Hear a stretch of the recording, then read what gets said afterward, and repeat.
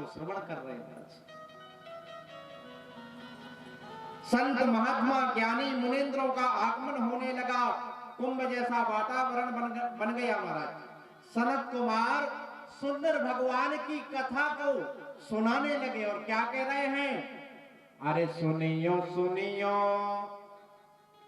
ओ सुनियो सुनियो सदा धर के ध्यान राम की राम कथा।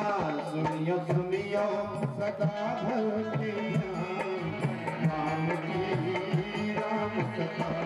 सुनियो सुनियो सदा धर के ध्यान राम की राम कथा।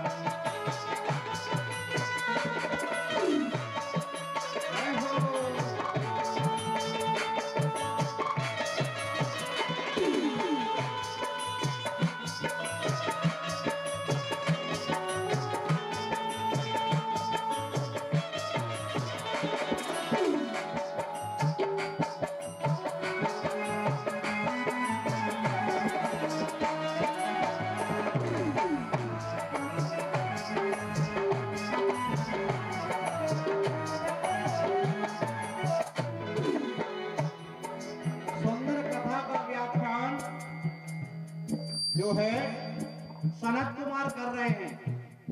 क्या कह रहे हैं, ये कथा को ध्यान से सुनना।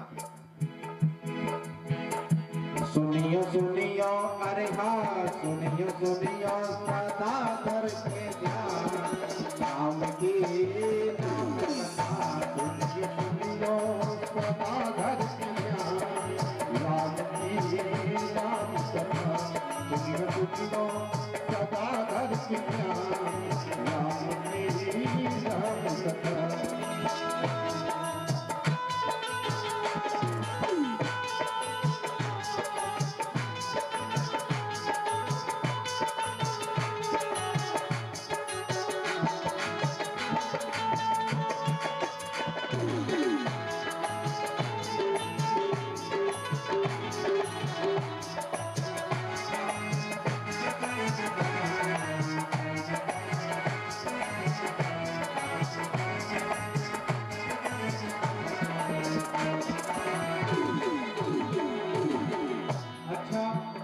इस कथा को सुनता कौन है?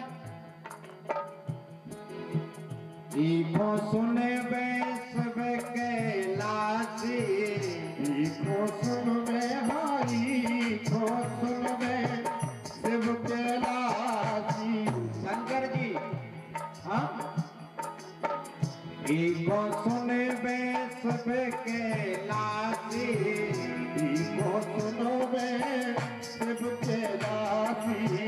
साधु संत सभी सन्यासी, साधु संत सभी सन्यासी। सुनबे सुनबे हरिना सुनबे सुनबे जे वीर हनुमान राम की सदा देश राम की राम कथा। सदा धर के ध्यान राम की राम कथा।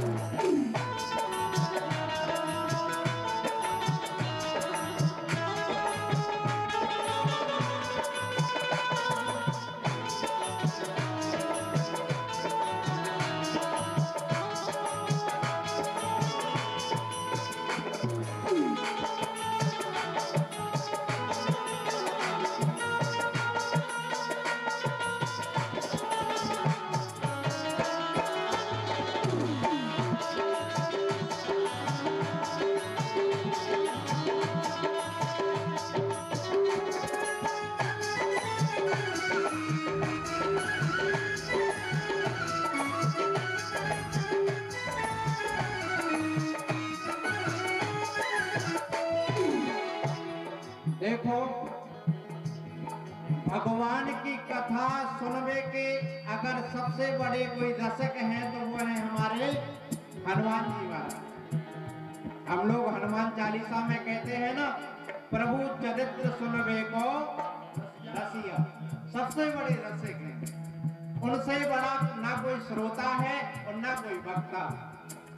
बड़े प्रेम से तन्मय होकर हनुमान जी महाराज कथा को श्रवण करते हैं। इसलिए सुनबे अरे हाँ सुनबे के वीर हनुमान नाम की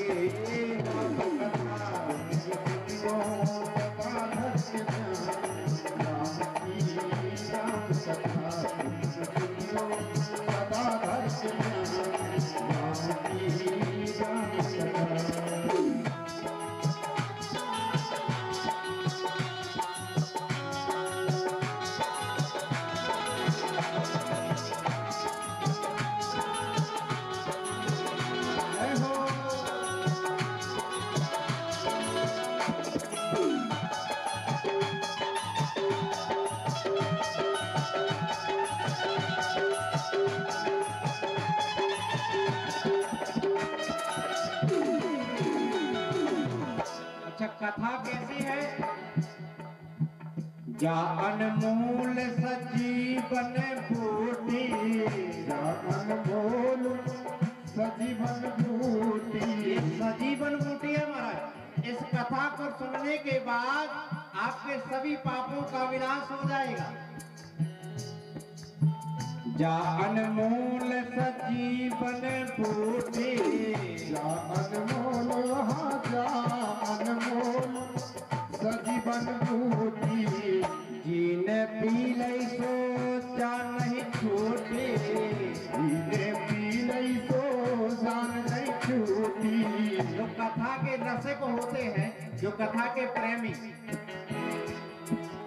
जो कथा के प्रेमी होते हैं, जो कथा के तत्व को जानते हैं, 50 किलोमीटर कायने कथा हो रही हो महाराज, तुरंत जो है कथा सुनने के लिए आ जाते हैं। और जो कथा के बारे में जानते ही नहीं है, उनके तो तुम मुड़ी से कथा करत रहे, उन पे फर्क परवे वालो नहीं आओ। जा अनमोल सजीवन बूटी, जा अनमोल सजीवन बूटी। जीने पी लई सो जान नहीं छूटी, जीने पी लई सो जान नहीं छूटी। इसे बच गए अरे हाँ, इसे बच गए लखन जो के प्राण। राम की नाम कथा सदा देश में, राम की नाम कथा सदा देश में, राम की नाम कथा।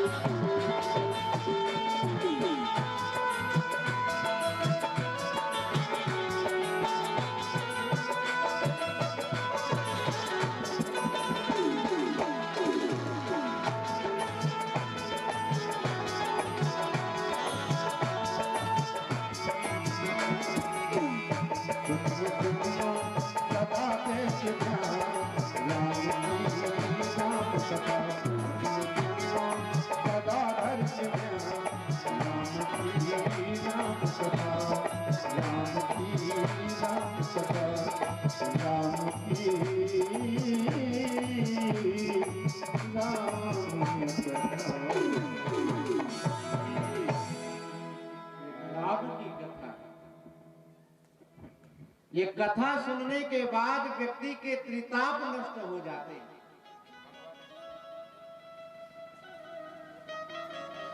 नारद जी, भक्ति देवी, ज्ञान वैराग्य, हजारों लाखों की संख्या में संत मुनेन्द्र योगेंद्र इस कथा को श्रवण कर रहे हैं। कथा का तत्व कोई कोई जान सकता है। कथा को सुनने के बाद लाखों करोड़ जीव तर गए। लेकिन कथा भी कथा की तरह होना चाहिए। गोकर्ण जी महाराज ने एक बार कथा सुनाई, धुंधकारी का उद्धार हो गया। ध्रुव जी महाराज ने भी कथा एक बार सुनी। अनेक भक्तों ने भगवान की कथा एक बार सुनी और वो तर गए। आप औरों ने कितनी कथा सुन ली बताओ? कितने कथा सुन ली भाई? आप और काहे नहीं करे हैं? भाई 20-50 कथाएं तो सुना ही नहीं हुई है। हमने तो सुनी समझपुर में कथा होता ही रहती क्या था? अपन और काहे नहीं कर रहे? क्योंकि हम कथा सुना ही नहीं रहे, हम तो सुन रहे व्यथा हैं? अब व्यथा सुनो तो संसार में फंसे ही रहो, और कथा सुनो तो भवसागर से पार हो जाओ। बोलो राधे। अब आधे से ज्यादा व्यथा हो रही, सास बहू के झगड़ा सुनाए जा रहे हैं। अब कौन के घर झगड़ा नहीं हुई बताओ? भैया सास बहू हुई है तो थोड़ी बहुत तो नोक झोंक हो जाएगी नहीं। अब उकेला ने कथा में क्या सुना रहे भाई? कौन कहते झगड़ा नहीं हो रहा है? सब कहते हो रहे। कल्याण व्यथा से नहीं होना है, कल्याण तो होगा कथा से, भगवान के चरित्रों से ही कल्याण होना है। इसलिए कथा सुने, व्यथा नहीं सुन रहा है। बोलो राधे राधे। दूसरा कारण, कथा हम सुन तो रहे मगर कथा की बातों को जीवन में नहीं उतारा, ये कारण है। जीवन में उतारते ना तो आज ही ये पंडाल भरा रहता। जानते ही नहीं कथा क्या, बाजे बज रहे, भजन चल रहे, महाराज जी ने 2-5-10 चुटकुला सुना दे, आनंद आ गया। बहुत अच्छी कथा है। इन चुटकुलों में कछु नहीं होने। कल्याण तो तब होगा जब इन भागवत में निकले हुए शब्द जीवन में उतारोगे, तभी कल्याण होगा। नहीं तो ऐसी तो तुम 100-200 कथा सुन ली जो कुछ होवे वालों नहीं।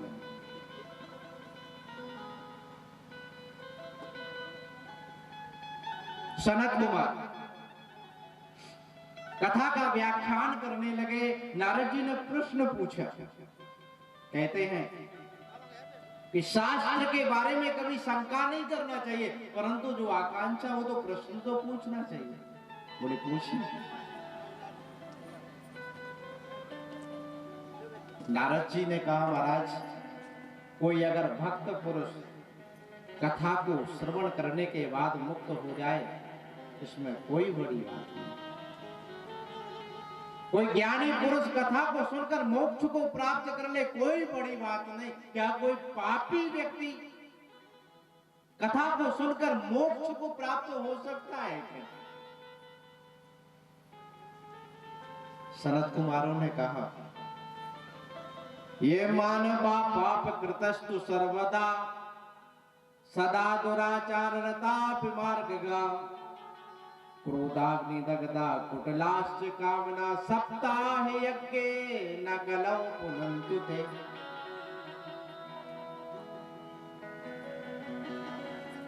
जिस मनुष्य ने कभी कोई सत्कर्म ना किया हो, दुराचार परायण मनोवृत्तियां जिसकी बनी रही हो, जो क्रोध रूपी अग्नि में हमेशा जलता रहा हो, ऐसा व्यक्ति भी अगर 7 दिन तक कथा सुन ले तो निश्चित तौर पर वो मुक्त हो सकता है। जिसका जीवन सत्य से हीन हो, जो कभी सत्य संभाषण ना करता हो, जो कभी सत्य ना बोलता हो, जो माता पिता की सेवा ना करता हो। माता पिता की तो आजकल कोई सेवा कर ही नहीं रहा। 100 में से 2-4 ही हुई हैं, हमके 5 हुई और का समझपुर में जो निष्ठा भाव से माता पिता की सेवा कर रहे हैं।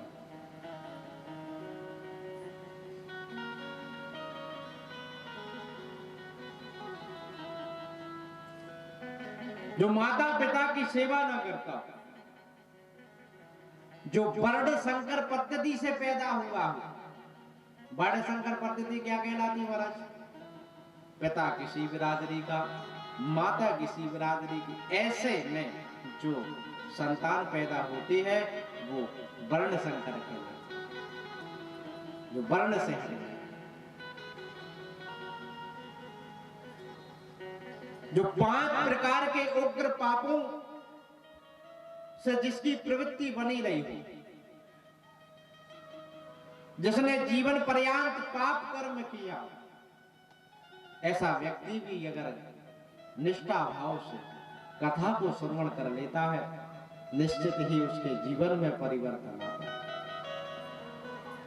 सनत कुमार कहते हैं, मैं तो इतना कहता हूं कि जिसने जीवन में कभी पुण्य ना किया हो, हमेशा पाप कर्म करता रहा हो और पाप कर्म करते करते उसकी मृत्यु हो जाए और मृत्यु होने के बाद भी वह प्रेत योनि में चला जाए, उसके नाम से भी अगर कथा करा ली जाए तो निश्चित तौर पर उसकी मुक्ति हो जाती। नारद जी ने कहा, महाराज ये बात समझ में नहीं आई, जीवन पर्यंत तो उसने पाप कर्म किया और पाप करने के बाद वो प्रेत बना, प्रेत के नाम से भागवत करावे से कैसे होगी मुक्ति हो रही। तब जो है सनत कुमारों ने सुंदर एक प्रसंग सुनाया। सनत कुमार जी कहते हैं, तुंगभद्रा तटे पूर्वा एक तुंगभद्रा नदी के किनारे एक नगर था, उसका नाम था उत्तम नगर। उत्तम नगर था और उसमें वर्णाश्रम धर्म का पालन करने वाले सभी व्यक्ति जो है निवास करते थे।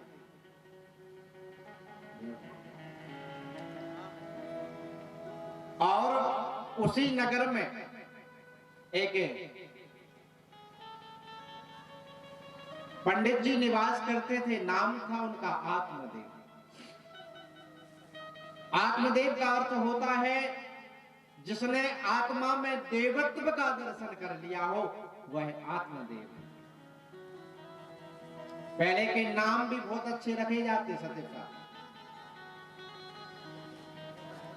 जैसे आपको नाम है उत्तम है, तो ई को कछु अर्थ है कि नहीं?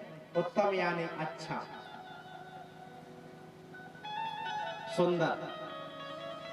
जैसे हमारे यजमान जी को नाम है, क्या यजमान जी कौन न रखो तो तुम्हारे नाम?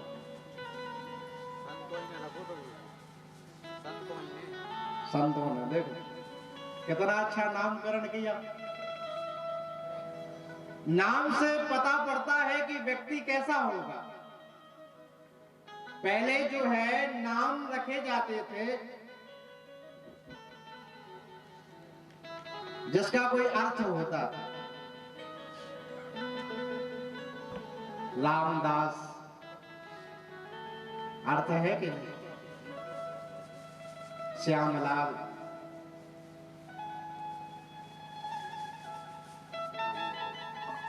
आत्मदेव का अर्थ होता है जिसने आत्मा में देवत्व का दर्शन कर लिया। आज का नाम रखे जाते ऐसे चिंटू, पिंटू है। अब इन लोगों का अर्थ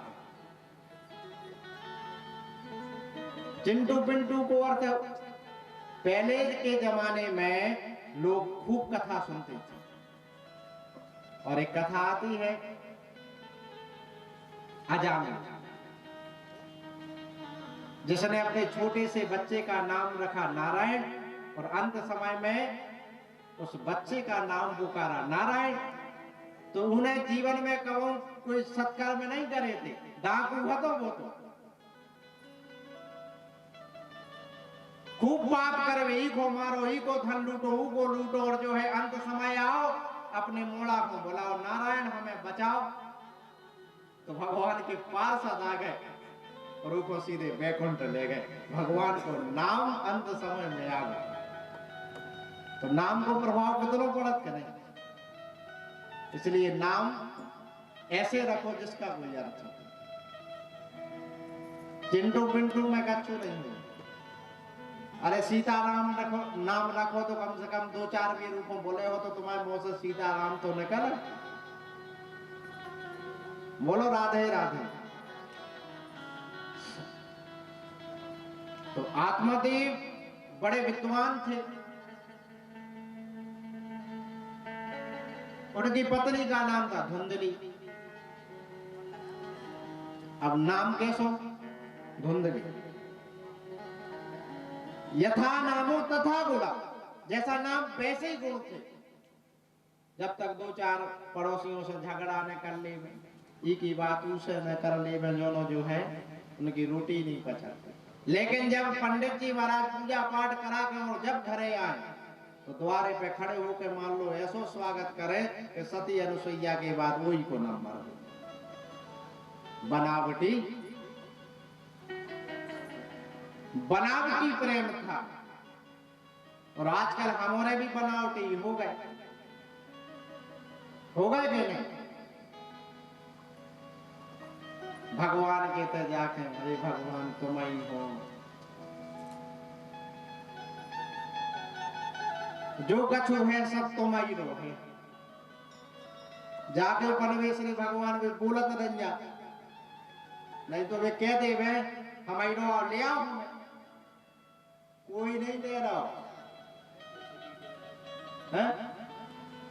फिर का बीत है बताओ, कह दे वे अगर भगवान प्रकट होकर देव, कोई नहीं दे रहा। कई लोग मिला थे महाराज जो घर आप ही तो आए, अब हम आवाज तो हमें देव, फिर गाड़ी आप ही की आए। कई लोग मिला थे ऐसे। हम तो कहो नहीं किए थे आके भैया आप ही किया, हम ही दिया, हमने लाई।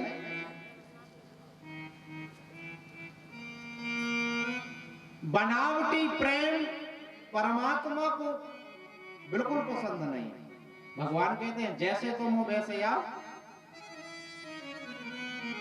भगवान के वचन है, निर्मल मन जन सो मोहि पावा, निर्मल मन जन सो मोहि पावा, निर्मल मन जन सो मोहि पावा, निर्मल मन जन सो मोहि पावा, निर्मल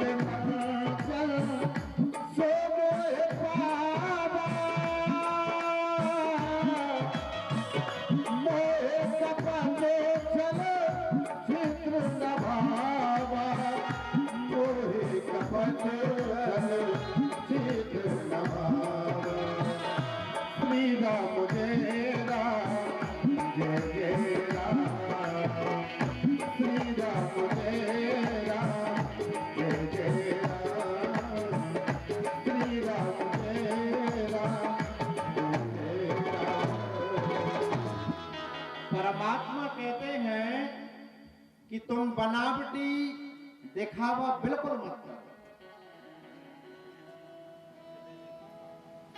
कोई मिल जाए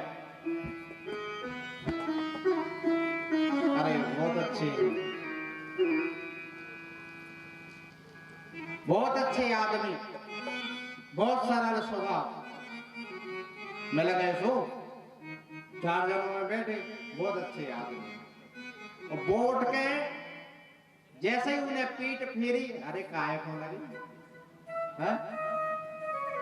हम जानत हूं के लगे ये बनावटी प्रेम है भी।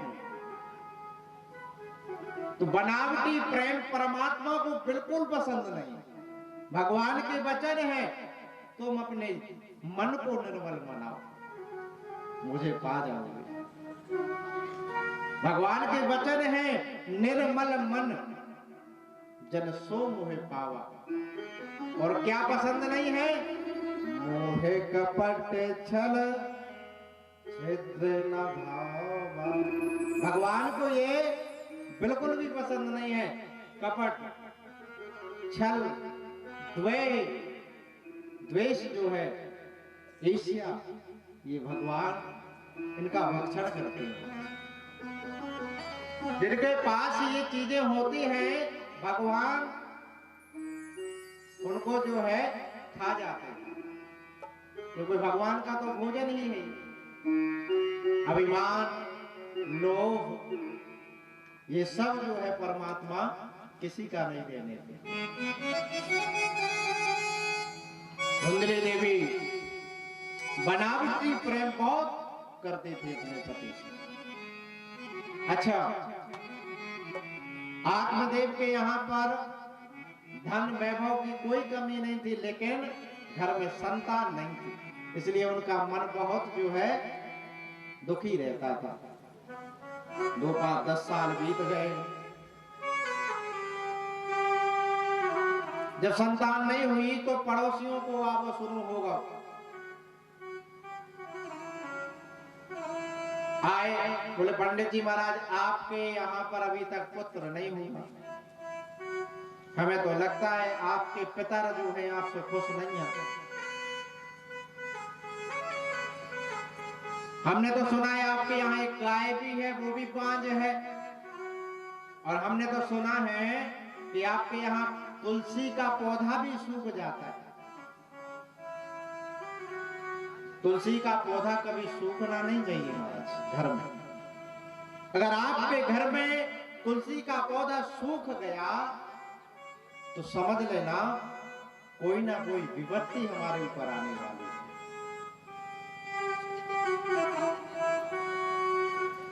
आप पवित्र अवस्था में तुलसी की जहां तक छाया पड़ती है वहां से स्त्रियों को निकलना भी नहीं चाहिए, ऐसा लिखा है शास्त्र।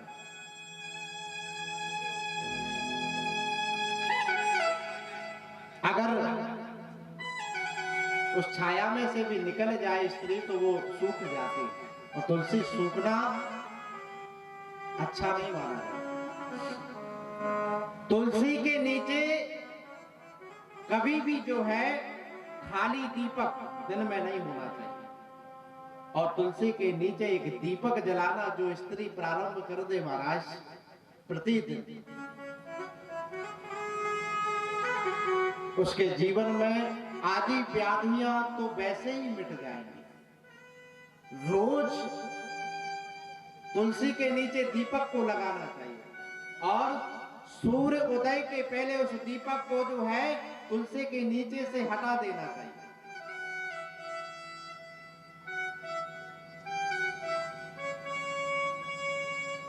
पड़ोसियों ने बहुत ताने दिए, मत दीजिए।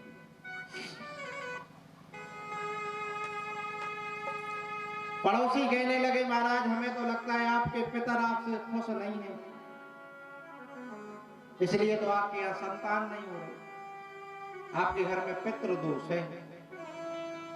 वो पितृदोष के लक्षण भी हैं। अगर आपके घर में हमेशा कलह बना हुआ है तो समझ लेना कि आपके घर में दोष है। आपकी संतान के विवाह में अगर रुकावटें ज्यादा आ रही हो तो समझ लेना दोष है। आप खूब श्रम करते हैं, खूब परिश्रम करते हैं और उन्नति नहीं हो रही हो तो समझ लेना पितृदोष है। पितृदोष के उपाय भी कई हैं, आगे की कथा में बताया जाएगा। तो पड़ोसियों ने खूब ताने दिए आत्मदेव जी को, पड़ोसी भी जो है अच्छे मिल जाएं, भगवान की बहुत बड़ी कृपा मानिए, अगर पड़ोसी अच्छे हों।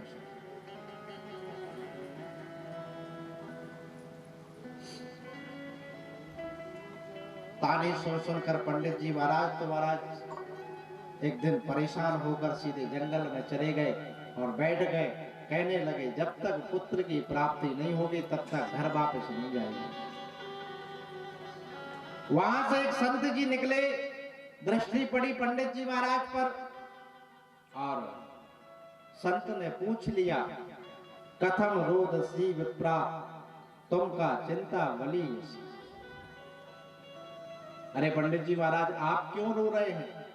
आप तो बड़े विद्वान मालूम पड़ते हैं, बताओ आपको कष्ट क्या है? तुरंत आत्मदेव संत के चरणों में गिर पड़े और कहने लगे, क्या बताऊं महाराज, अपने कर्मों का फल भोग रहा हूं, मैं अपने कर्मों का फल भोग रहा हूं। मेरे द्वारा जल दिया हुआ मेरे पितृ ग्रहण नहीं करते। मेरे यहाँ एक गाय है, वो भी 5, मेरे यहाँ संतान नहीं है। आप चाहे तो वरदान दे सकते हैं। संत की कृपा परमात्मा की कृपा से भी बड़ी बताई गई। संत की कृपा भगवान से भी बड़ी बताई गई। संत की कृपा अगर हमारे जीवन में हो जाए ना, तो व्यक्ति का जीवन बदल देती है। आप लोगों ने कभी सोचा था कि जिस स्थान पर हम लोग बैठे हैं, क्या कभी ऐसे आयोजन होंगे? आपने कभी सोचा था कि हमारे समस्तपुर का इतना नाम होगा? ये संत की कृपा से ही तो हुआ।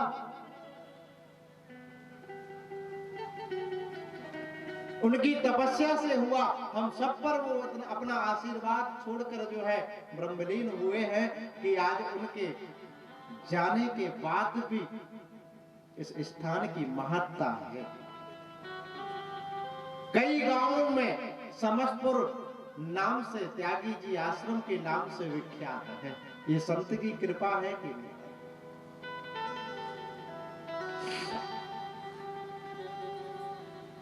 आत्मदेव ने कहा कि महाराज, अगर संत आशीर्वाद दे दे तो भाग्य बदल सकता है, कुंडली बदल सकती है।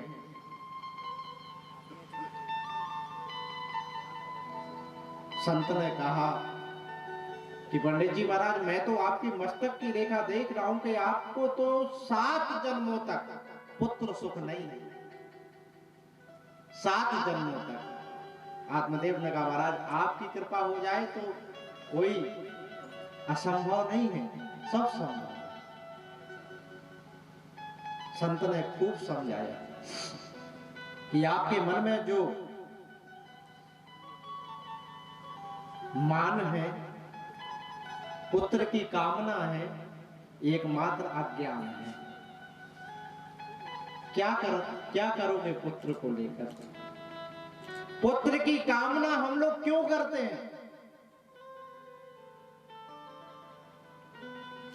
पुत्र की कामना हम लोग क्यों करते हैं कि एक पुत्र हो जाए? कन्या अगर हमारे घर में हो जाती है तो हमें उतनी खुशी नहीं होती जितनी खुशी पुत्र के होने पर। आजकल मैं देख रहा हूं कि अगर पता चल जाए कि गर्भ में कन्या है तो महाराज उसको गर्भ में ही नष्ट करा दे रहे हैं। ऐसे निर्लज्ज लोग हो रहे हैं, जीव हत्या कर रहे हैं। ध्यान देना, ये जो जीव हत्या करते हैं ना या कराते हैं, उनकी दुर्दशा बहुत विकट होनी है। उन डॉक्टरों की भी दुर्दशा बहुत खतरनाक होनी है। उनका जीवन सुखमय व्यतीत नहीं होगा।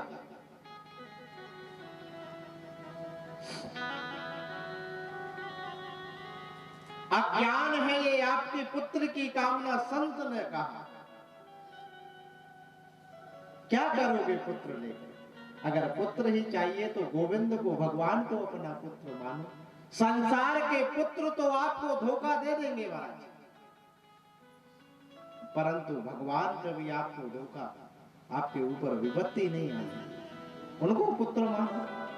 भगवान तो सब बनने के लिए तैयार है।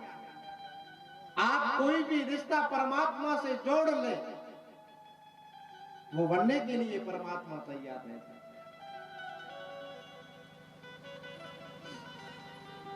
लेकिन हम पुत्र मोह में इतने डूबे हैं महाराज की क्या हो। ध्यान देना, आपका पुत्र अगर सुपुत्र है तो समझ लेना भगवान की बहुत बड़ी कृपा है। और पुत्र अगर कुपुत्र निकल जाए, पुत्र अगर नालायक निकल जाए तो आपको जीवन भर रुलाएगा। खूब मेहनत कर लो, खूब जमीन जायदाद बना के रख जाओ, अगर आपको पुत्र सुपुत्र नहीं, कुपुत्र निकल गओ तो लाखों करोड़ों की बनी बनाई जायदाद को भी बर्बाद कर दे।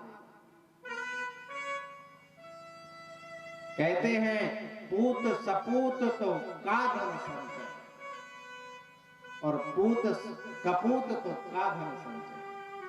हम जीवन भर जो है कोलू के बैल के समान जुटते रहते हैं।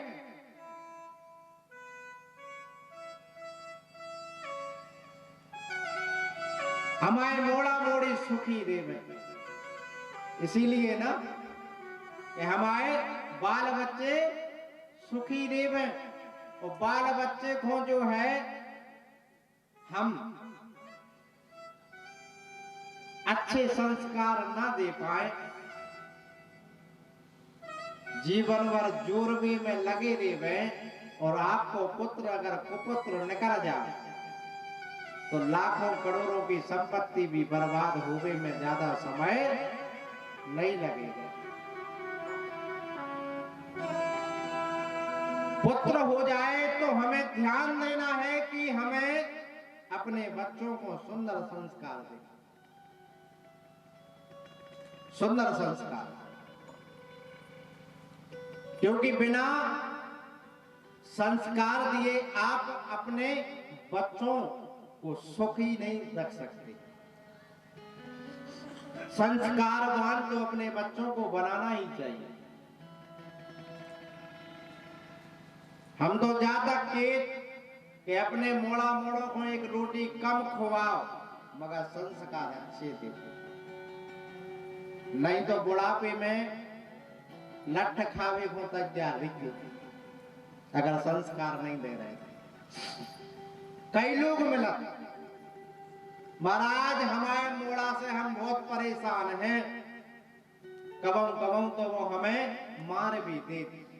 कौन की गलती? कौन की गलती? तुम्हारी गलती क्या नहीं?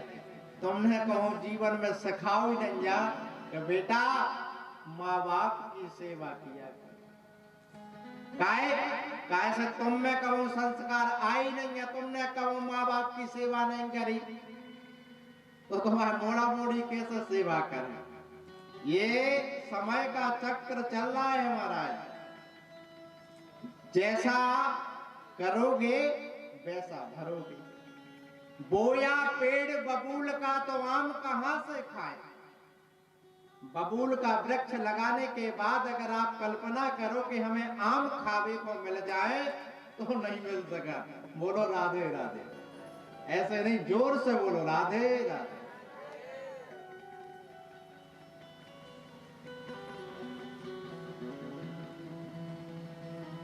संस्कार तो देने पड़े अगर आपके लाने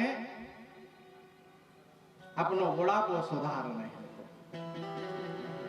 और बुढ़ापे में अगर लठ खाने हो तो खूब जैसो चल रहा सो चलन।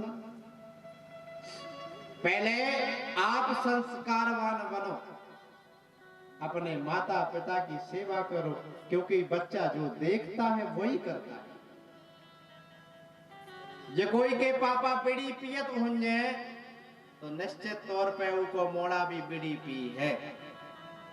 दारू पीने वाले को दारू पी है, गांजे पीने वाले को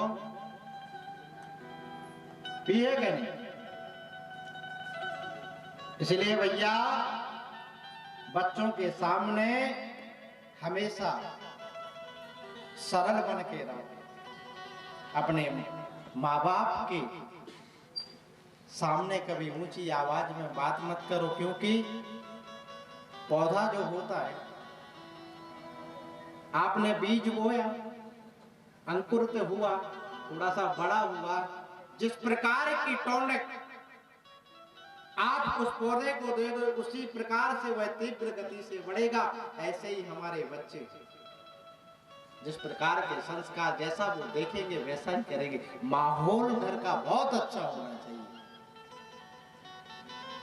मोड़ा मोड़ों के सामने सास बहू में झगड़ा चल रहा है तो मतलब का वो जो देख है वो कर है।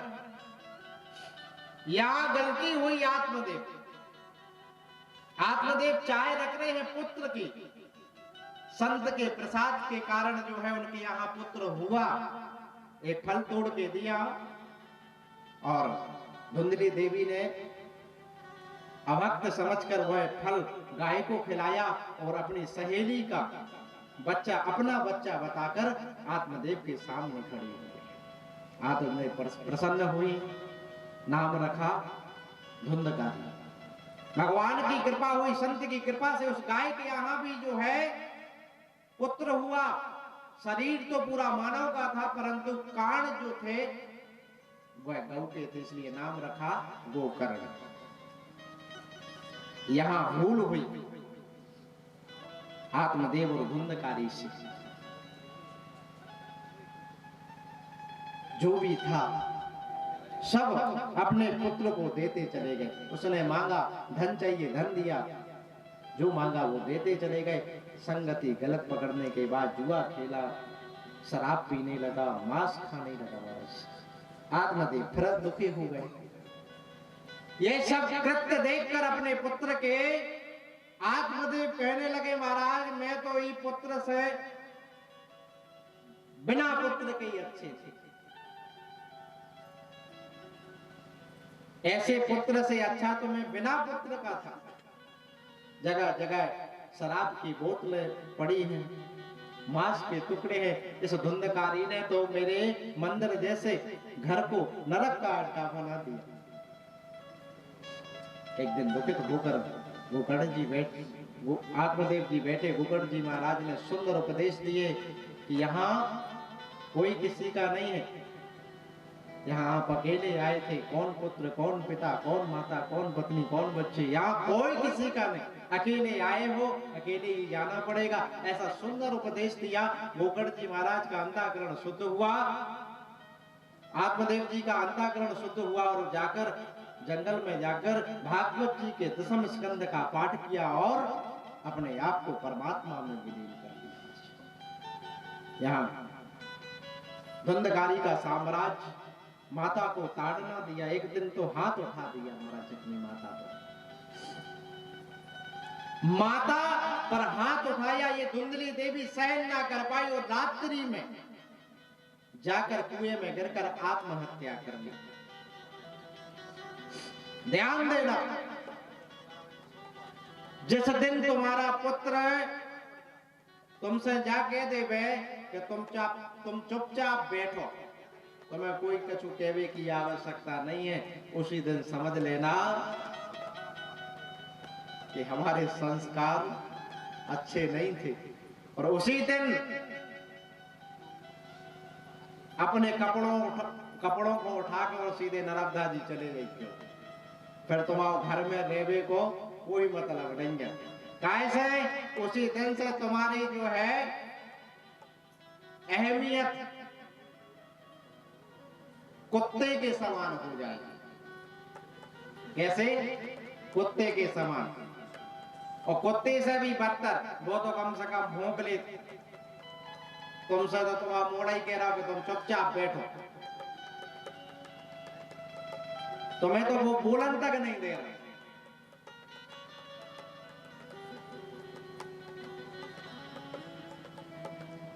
धुंधली ने भी आत्महत्या कर दी।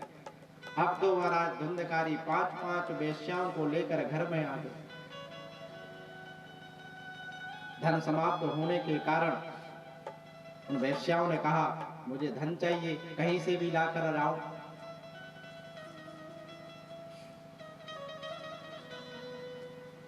धुंधकारी ने चोरी करना प्रारंभ कर दिया। एक बार राजा के घर पर चोरी की, पकड़ा गया, ताड़ना मिली। उन वेश्याओं ने सोचा कि ये राजा के मत्थे चढ़ गया, ये तो दंड का भागीदार होगा ही, हम और फंसेंगे। इसलिए रात में सोते हुए धुंधकारी के मुंह में धधकते हुए अंगारों को डाल दिया। महाराज वह तड़पते तड़पते मृत्यु को प्राप्त हो गया। जीवन पर्यंत तो उसने पाप कर्म किए, इसलिए जो है वह प्रेत योनि में चला गया, यहाँ वहां भटकने लगा, अकाल मृत्यु हुई उसकी। गोकर्ण जी महाराज तो तीर्थ यात्रा में थे, ये संत के प्रसाद था। गोकर्ण जी महाराज सुंदर आचरण भी थे। गोकर्ण जी महाराज ने परम विद्वान तेजस्वी थे। यात्रा में समाचार सुना कि धुंधकारी की मृत्यु हो गई। उसी समय जो है धुंधकारी के नाम से गया में उन्होंने तर्पण भी कर दिया, श्राद्ध भी कर दिया, लेकिन उसकी मुक्ति नहीं हुई। आए वापस लौटकर अपने गांव रात्रि विश्राम करने के लिए आत्मदेव के महल में गए, और जैसे ही रात्रि में भगवान का भजन करने के लिए बैठे तो वो दृश्य देखते हैं कि कभी आग जल जाती है, नाना प्रकार के जीव जंतु उनको दिखाई देने लगे। गोकर्ण जी महाराज ने कहा, ये क्या हो रहा है, मैं क्या देख रहा हूं।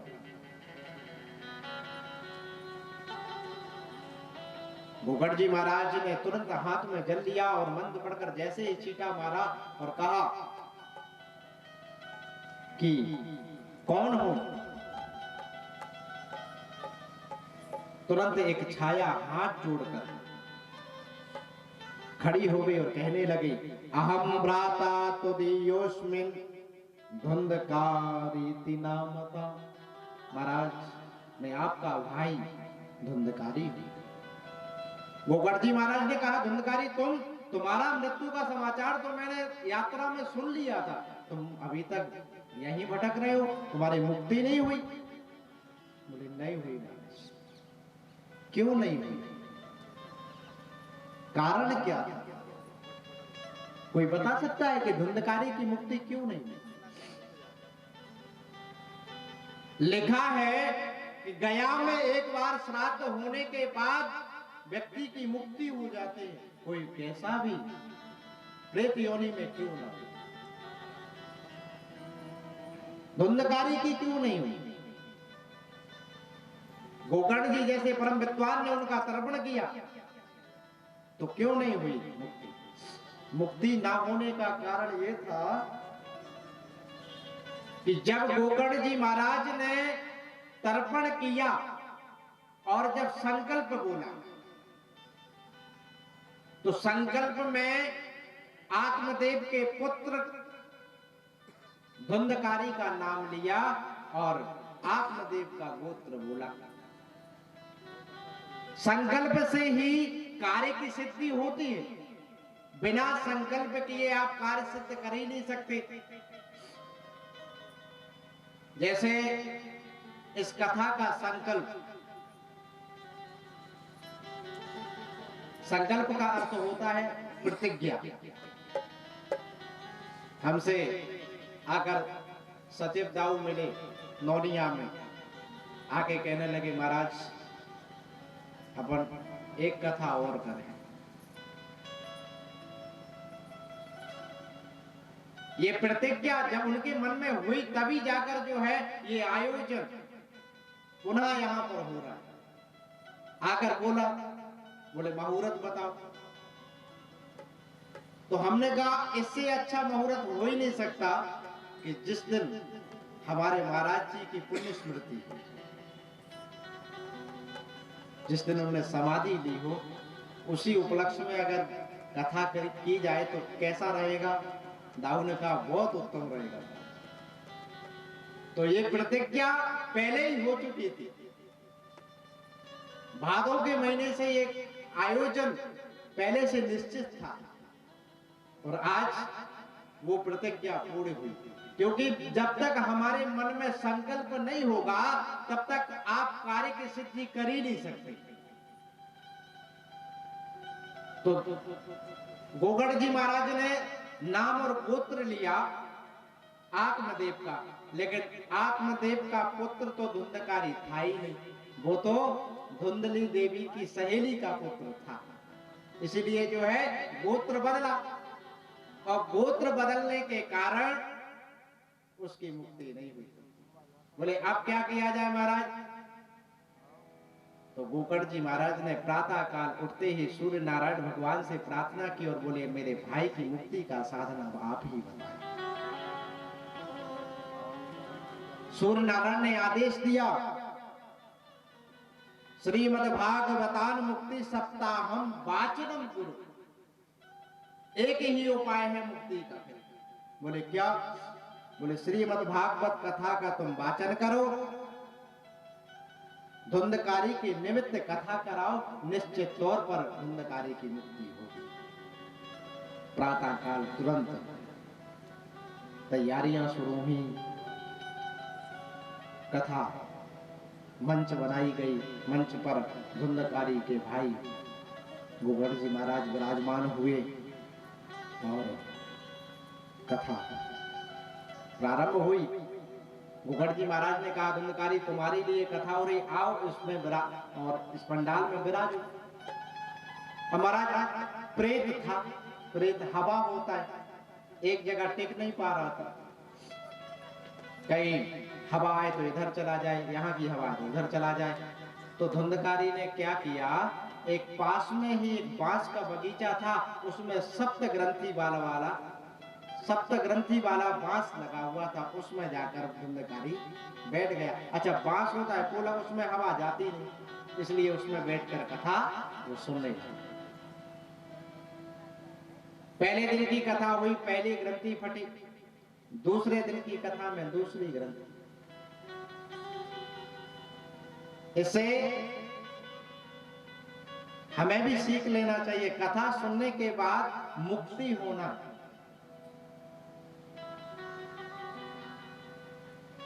मुक्त हो जाना क्या है?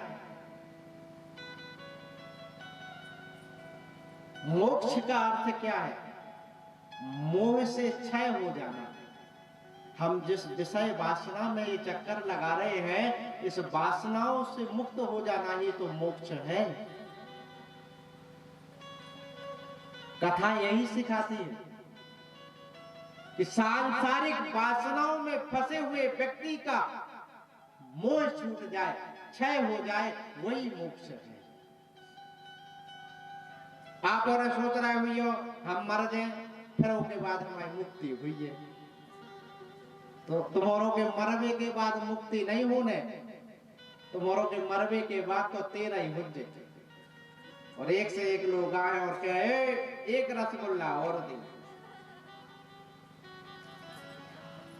तेरा ही हुई है, मुक्ति न हुई है।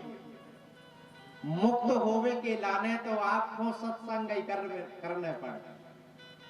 सांसारिक वासनाओं से मुक्त होना ही तो मोक्ष है। 7 दिन की कथा में सप्त ग्रंथि पढ़े। हमारे अंदर भी ये 7 प्रकार की ग्रंथियां होती महाराज। ब्रह्मरध्द मस्तक पर होता है, जब ये यहां तक पूर्ण ज्ञान वैराग ये सब आ जाता है और उसी समय जो है ये 7 चक्र प्रफुल्लित हो जाते हैं, उसी दिन व्यक्ति मोक्ष हो जाता है।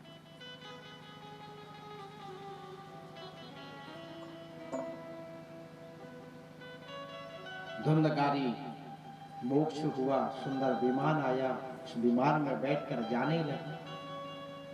गोगड़ जी महाराज ने भगवान के पार्षदों को रोक लिया, कहा धुंधकारी को कहां ले जा रहे? बोले इन्होंने कथा सुनी और कथा सुनने के बाद इनकी मुक्ति हुई, इसलिए इनको भगवान के धाम ले जाए। गोकर्ण जी महाराज ने कहा कथा केवल धुंधकारी ने थोड़ी ना सुनी, धुंधकारी के साथ में हजारों लाखों श्रोताओं ने कथा सुनी, तो इन सबको भी विमान लाना चाहिए आपको, अकेले धुंधकारी को क्यों लाए?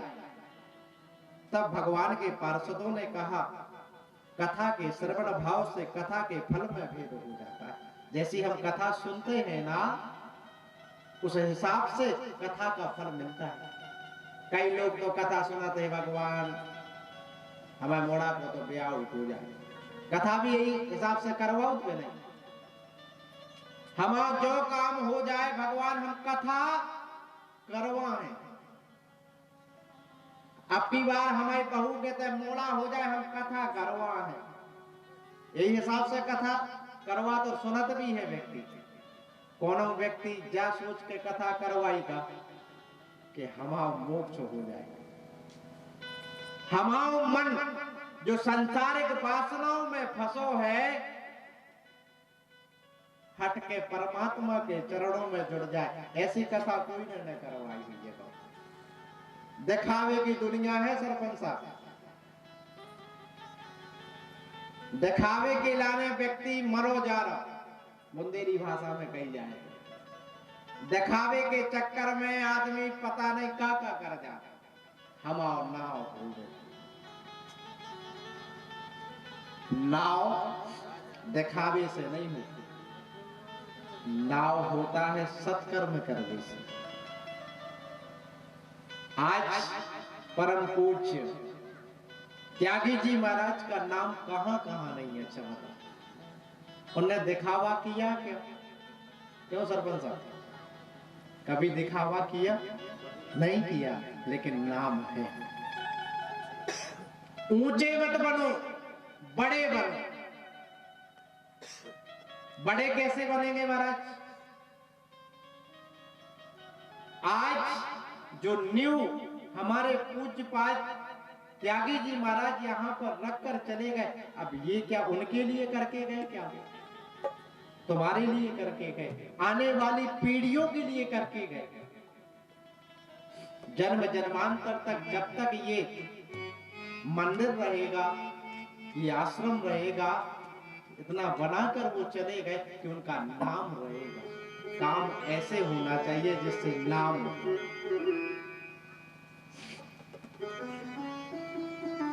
पैसा कमाओ कोई बड़ी बात नहीं, पैसा कमाना कोई बड़ी बात नहीं है। बस पैसा तो ऐसे आते ही जाते रहते। बड़े बनो, बड़े बनना कठिन काम, ऊंचे नहीं बनना है। ऊंचे खजूर के पेड़ की तरह नहीं बनना है कि न तो फल ही खा पा रहे हो न उसकी छाया में बैठ पा रहे। बड़े बनो, ऐसा काम करके जाओ जो महाराज तुम्हारे जाने के बाद भी तुम्हारा नाम हो।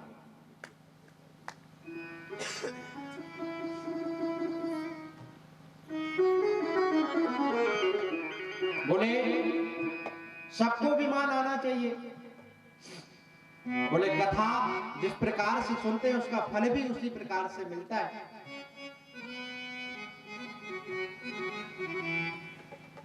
कैसे सुने कथा? द्वारा से कथा भाई, सबने मन से कथा सुनी, सबकी मुक्ति हुई। और कथा में हमने कई बार बताया कि श्रोता भी 3 प्रकार के होते हैं। सुन गई भाई, पहले होते हैं कैसे, जो केवल कथा ही सुना, दुनिया से उनको कोई मतलब नहीं, एक आसन पे बैठ के बीच में बात नहीं कर है, निरंतर कथा ही सुने, तन्मय होके। दूसरे होते हैं कैसे, अच्छा ये पहले नंबर पे आओ थे श्रोता, जो केवल कथा ही सुना, तो उनको दुनियादारी से मतलब नहीं है। दूसरे होते हैं सरोता। सरोता जानत भरत दाव, सुपारी काटने वालों, उनको मोही बंद नहीं होते हैं। बैठो कथा में मगर मुंह चल रहा, अरे यार तनक जा तो साफ करवा ही देते कम से कम, अच्छी ही नहीं लग रही है। 15 गलती निकाल है वो कथा से नहीं है। मतलब टेंट तो इतना बड़ो लगा दो, पेट कोई है नहीं दो। अच्छा महाराज कथा तो ठीक है, चुटकुला नहीं के दिया, 15 गलती निकाल है वो काम ही है। कट कट सुपारी जैसी कट दर दे, ऐसे ही उनको मोह चला। नहीं तो खुद कथा सुन है, न दूसरे को सुनन दे। ये लक्षण है सर्वता के। और तीसरे हो सोता के, तीसरे नंबर के या सोता। टेंट को खम्मा ऐसा देखे जो टेक तो बन जाए, है कि ऐसे जगह पर बैठे और टेकते ही साथ सो जाए। भाई टेक हो निश्चित तौर पे नींद तो आ है। कथा कैसी भाई, कहां से शुरू भाई, काका महाराज जी ने प्रसंग सुनाए कोई पतो नहीं, उनकी तो नींद लगी। एक जगह कथा करवे गए, एक बूढ़ी दादी थी। बूढ़ी दादी आगे बैठे और कथा के ठीक आधा घंटा बाद सो जाएंगे। हम खूब देखेंगे जो सो गई, और जैसे ही आरती हो गए भजन को गए सो उनकी नींद खुले और फिर उनकी नींद लग जाए। आई नीचे उतरे, दूसरे तीसरे दिन कहने महाराज बहुत अच्छी कथा सुनाता। लगा सब भगवान की कृपा। कह लगे ऐसी सुंदर नींद आउट है महाराज कि हम तो दो गोली खा ले, हमें नींद की बीमारी है, हमें याद नहीं आनी, मगर जो है आपकी कथा में बैठ के ऐसी सुंदर नींद आ कि वे 2 गोली को भी प्रभाव नहीं पड़ा। इतनी अच्छी कथा सुना रहा यार, हम लगे बहुत धन्यवाद नहीं किया। तो हमें श्रोता बनना है, न श्रोता बनने और न सोता बनने, पक्के श्रोता, क्योंकि भगवान की कृपा श्रोताओं पे ही होती है। बोलो राधे राधे। कथा सुनने के नियम बताए। एक आसन पे बैठ के तन्मय हो के कथा सुने। फिर कथा कबे करवाने चाहिए, ये नियम बताए शरद कुमारों ने। कभी भी भगवान की कथा को जो है करा सकते। भगवान के कीर्तन के लिए, भगवान की कथा के लिए कोई मुहूर्त देखने की आवश्यकता नहीं है। तदेव लग्नम सुदिनम तदेव, ना आपको लगने की जरूरत है शोधने की, ना मुहूर्त शोधने की। जब मन हुआ परमात्मा की कथा उसी दिन से प्रारंभ। वक्ता के बारे में बताया कि वक्ता कैसा होना चाहिए। सबसे पहला नियम बताया कि वक्ता विद्वान और ब्राह्मण होना चाहिए, शास्त्रों का, वेद का, वेदांत का ज्ञाता होना चाहिए। इतने होते की बातें न सुना के भगवान की कथा सुनाए ऐसा वक्ता होना चाहिए। विरक्त हो, वैष्णव विरक्त होना चाहिए, वैष्णव होना चाहिए, भगवान का भक्त होना चाहिए, लोभी लालची नहीं होना चाहिए।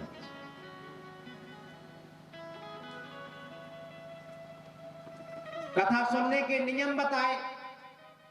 सुनने के नियम भी बहुत कठिन है, अगर करे तो सुन लो। जजमान, पहले के जमाने में श्रोता और वक्ता 7 दिन तक केवल घी पीकर कथा सुनते थे। आज के जमाने में घी जो है पी नहीं सकत, पचावे की सामर्थ्यता भी तो हो। फिर नियम आ गया कि एक काम करो, फरार करके सुनो। अब जो है महाराज 4 घंटा सोई भूखो नहीं रह जा। आदमी तो एक दिन भूखो नहीं रह पाता, फिर कैसे मतलब जो है व्रत करके कथा सुने। बोले फिर फरार कर दो, तो फरार भी आदमी से उतो नहीं होते यार। फरार तनक बोनक तो करत नहीं है आदमी, उतो ही करा जितने में भोजन हो जाए। तो फिर नियम आओ कि न तुम भूखे रहो न फरार करो, तुम तो सीधे भोजन करो, मगर कथा मन से सुनो। आहार इतनो ले लो कि जोन में तुम्हें ते आके नींद नहीं आवे, तो आहार ले, चाहे फरार करो चाहे भोजन करो। भोजनम तो वरम मन्ये कथा श्रवण कार्यक्रम नोपवासो बड़ा भोक्ता कथा विघ्न हरो, यदि जिसमें विघ्न ना आए, आपको आलस्य ना आए, ऐसा आहार लेकर कथा सुनो। तुम तो खूब 3 बार खाओ, मगर मन से सुनो कथा। ऐसे सुंदर जो है कथा सनत कुमारों ने नारद जी को सुनाई।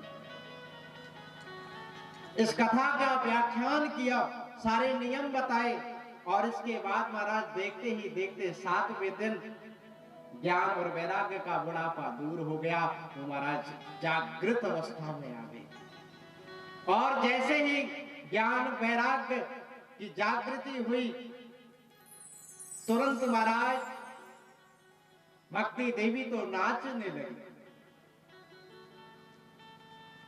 सुंदर कीर्तन होने लगा, और जितने भी संत मुनीन्द्र योगेंद्र कथा को श्रवण कर रहे थे, खड़े होकर नाचने लगे, भगवान का कीर्तन करने लगे। प्रहलाद जी आ गए, इंद्र भी आ गए, मृदंग बजाने लगे, सारे देवी देवता भी वहां पर उपस्थित होकर भगवान का कीर्तन करने लगे। अरे श्रीमन नारायण नारायण नारायण, श्रीमन नारायण नारायण नारायण,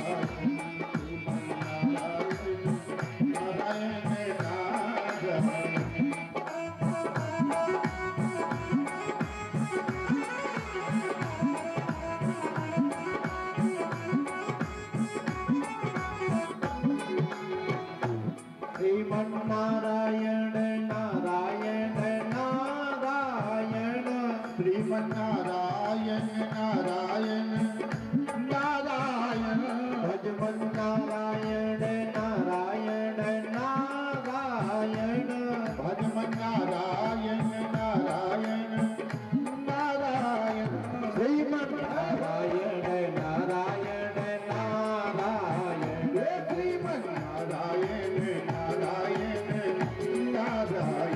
सभी लोग प्रेम से गाइए नारायण नारायण।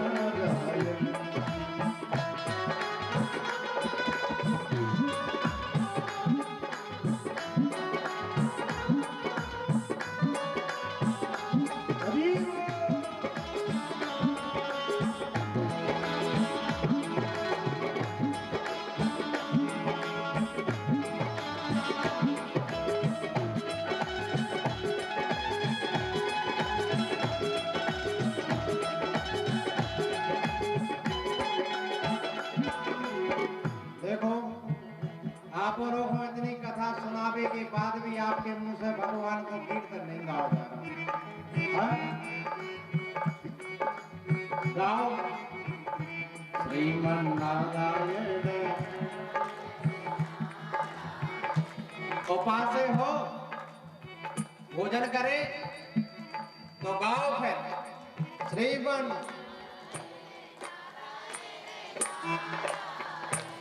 आप हो रहे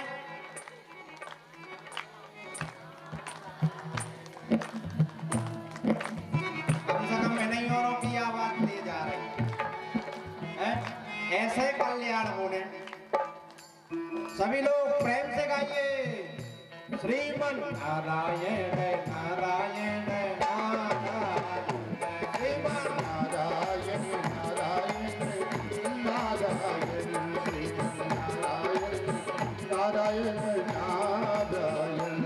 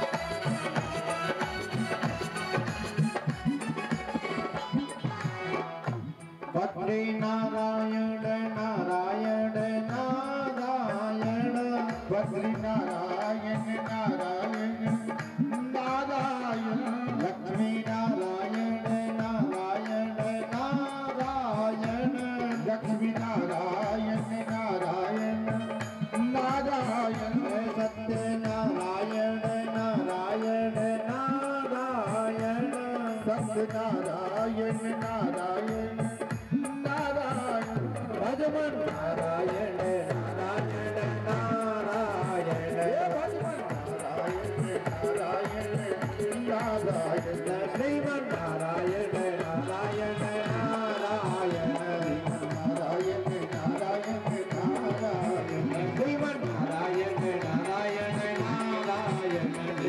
नारायण नारायण नारायण, श्रीमन नारायण नारायण नारायण, नारायण नारायण नारायण, ये भक्त नारायण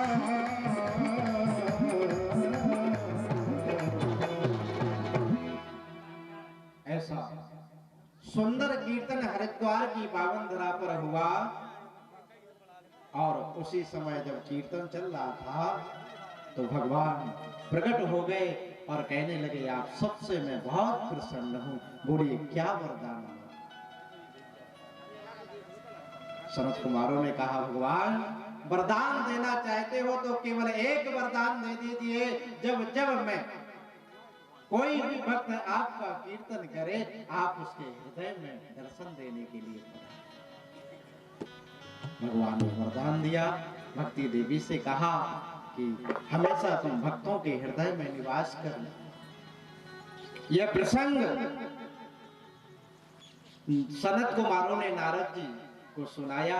यही प्रसंग सुखदेव जी महाराज ने परीक्षित को सुनाया और यही प्रसंग जैसा हमसे बना आप लोगों को सुनाया।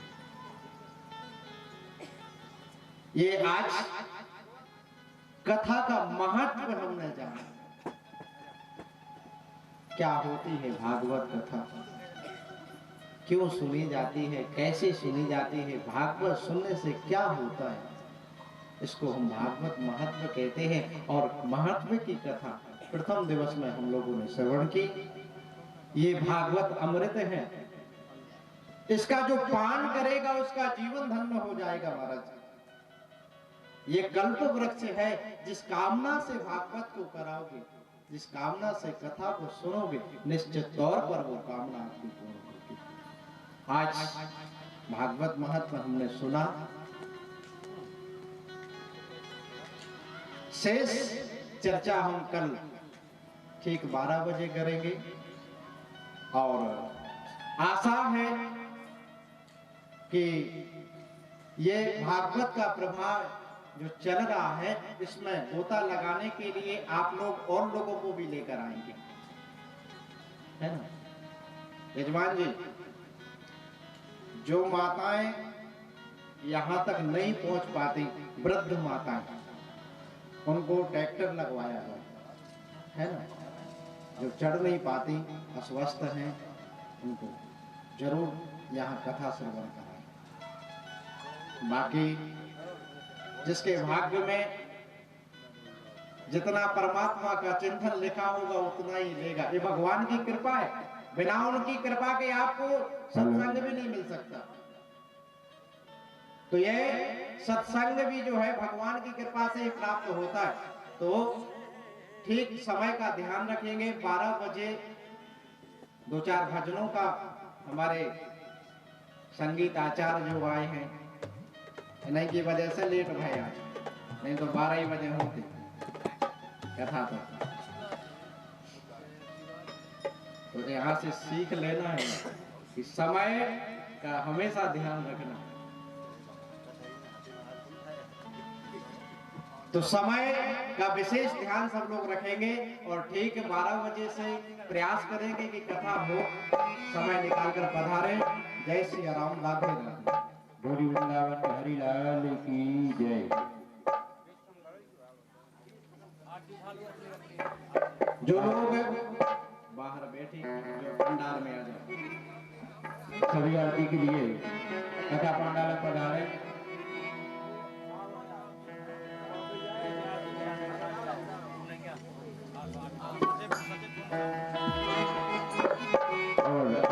के लिए सचिव साहब भी यहाँ पर उपस्थित रहे, गौरी भगवान की आरती करेंगे और सभी जो यहाँ यज्ञ तंत्र विराजे हुए हैं आकर के कथा पंडाल में भगवान के समक्ष आकर के उनकी आरती करेंगे। हरि ओम ज्वाला मालिन्ये माधं पूज्यो गंधा पुष्पाणि समर्पयामि।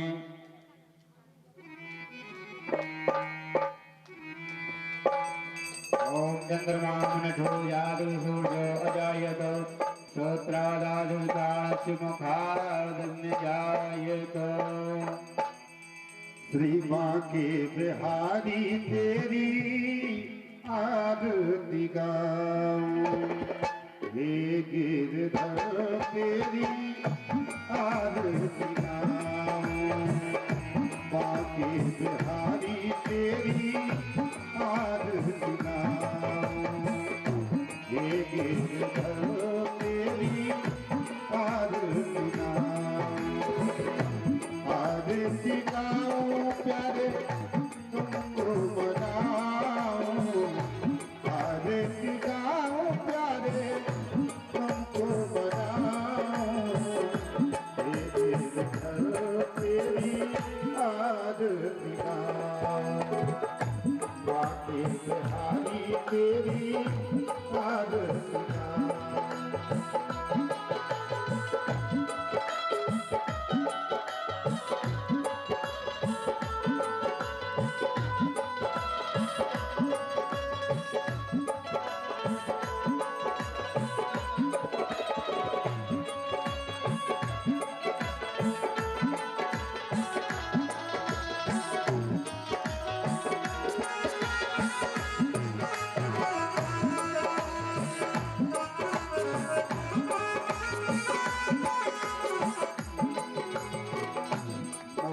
मुकुट तेरे शीश पे सोहे, और मुकुट तेरे शीश पे सोहे, प्यारी बंसी मेरो मन मोहे, प्यारी बंसी मेरो मन मोहे, देखो सभी पर हारी तेरी आरती गाऊं, हे गिरधर तेरी आरती गाऊं।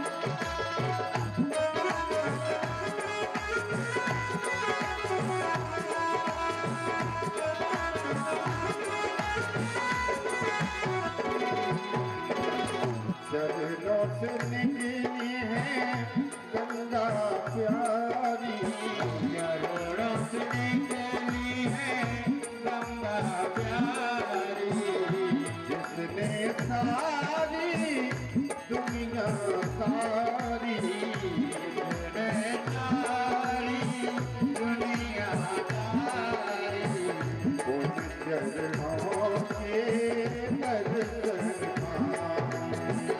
प्यारी तेरी आरती गाऊं, हे गिरधर तेरी आरती गाऊं।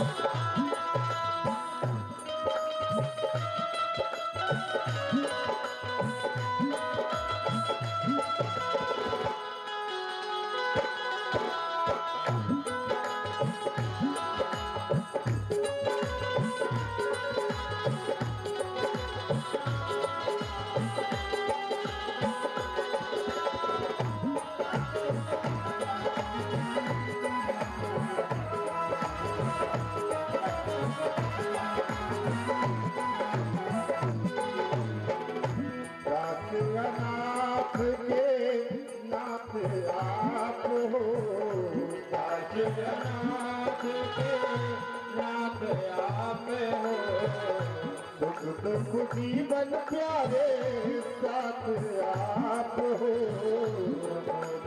जीवन प्यारे साथ आप हरि चरणों में शीश झुकाए बाके बिहारी तेरी आरतियाँ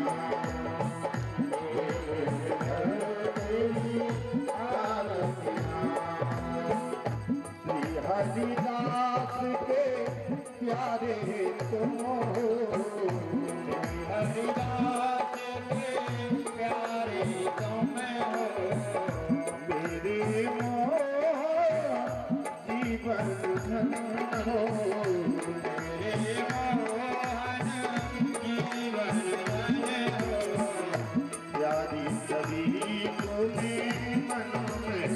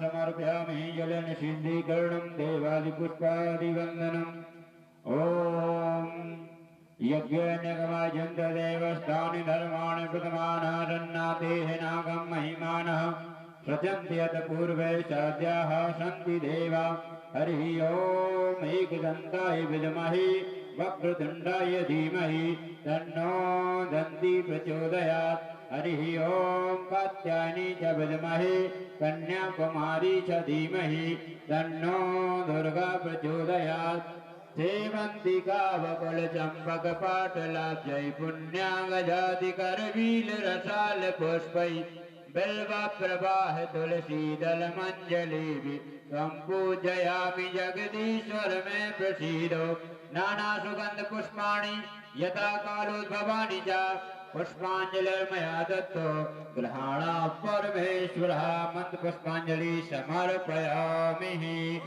बोलिए आनंद कंद भगवान की, प्राण पुरुषोत्तम भगवान की, भागवत महापुराण की, वृंदावन बिहारी लाल की, श्री रामचंद्र भगवान की, श्री राधा कृष्ण भगवान की, गौरी शंकर भगवान। संतान नहीं थी, इसलिए उनका मन बहुत जो है दुखी रहता था। 2-5-10 साल बीत गए। जब संतान नहीं हुई तो पड़ोसियों को अब शुरू होगा, आए बोले पंडित जी महाराज आपके यहाँ पर अभी तक पुत्र नहीं हुआ, हमें तो लगता है आपके पिता जो है आपसे खुश नहीं है। हमने तो सुना है आपके यहाँ एक गाय भी है, वो भी बांझ है, और हमने तो सुना है कि आपके यहाँ तुलसी का पौधा भी सूख जाता है। तुलसी का पौधा कभी सूखना नहीं चाहिए महाराज घर में। अगर आपके घर में तुलसी का पौधा सूख गया तो समझ लेना कोई ना कोई विपत्ति हमारे ऊपर आने वाली है।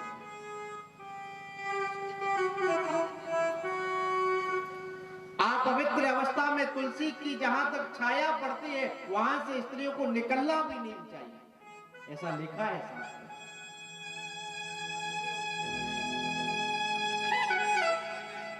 अगर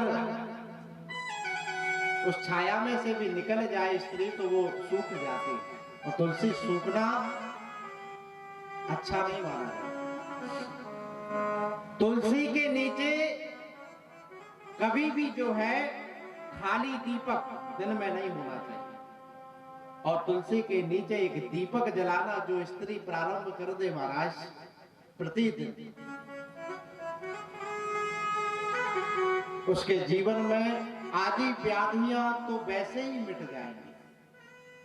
रोज तुलसी के नीचे दीपक को लगाना चाहिए, और सूर्य उदय के पहले उस दीपक को जो है तुलसी के नीचे से हटा देना चाहिए।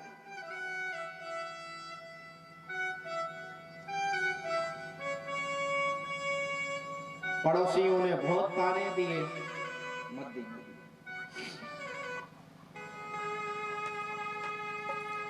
पड़ोसी कहने लगे महाराज हमें तो लगता है आपके पितर आपसे खुश नहीं है, इसलिए तो आपके यहाँ संतान नहीं हो रही, आपके घर में पितृदोष है। वो पितृदोष के लक्षण भी हैं। अगर आपके घर में हमेशा कलह बना हुआ है तो समझ लेना कि आपके घर में दोष है। आपकी संतान के विवाह में अगर रुकावटें ज्यादा आ रही हो तो समझ लेना दोष है। आप खूब श्रम करते हैं, खूब परिश्रम करते हैं और उन्नति नहीं हो रही हो तो समझ लेना पितृदोष है। पितृदोष के उपाय भी कई हैं, आगे की कथा में बताया जाएगा। तो पड़ोसियों ने खूब ताने दिए आत्मदेव जी। पड़ोसी भी जो है अच्छे मिल जाएं, भगवान की बहुत बड़ी कृपा मानिए अगर पड़ोसी अच्छे हों।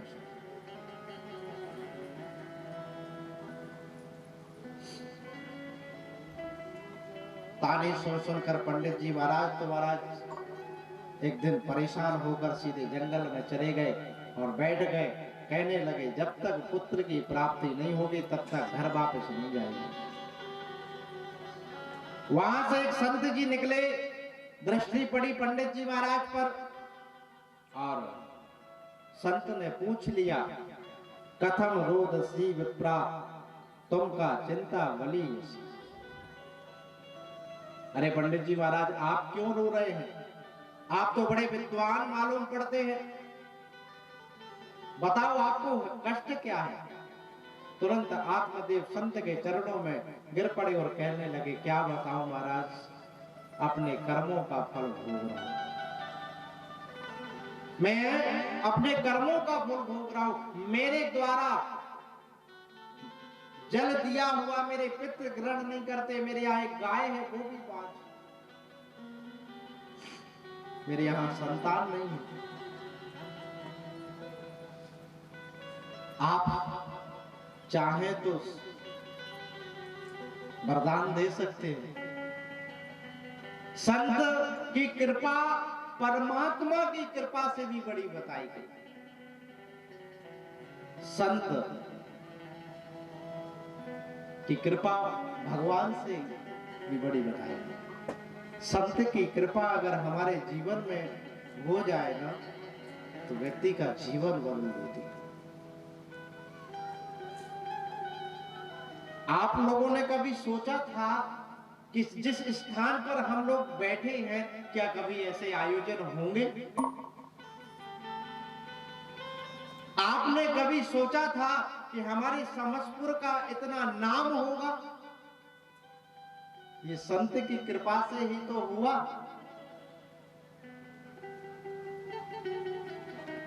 उनकी तपस्या से हुआ। हम सब पर वो अपना आशीर्वाद छोड़कर जो है ब्रह्मलीन हुए हैं कि आज उनके जाने के बाद भी इस स्थान की महत्ता है। कई गांवों में समस्तपुर नाम से, त्यागी जी आश्रम के नाम से विख्यात है। ये संत की कृपा है कि नहीं?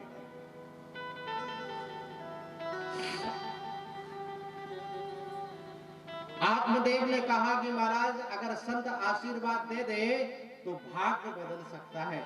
कुंडली बदल सकती है।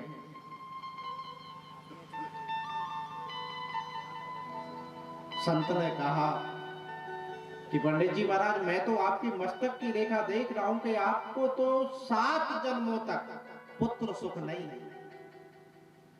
7 जन्मों तक।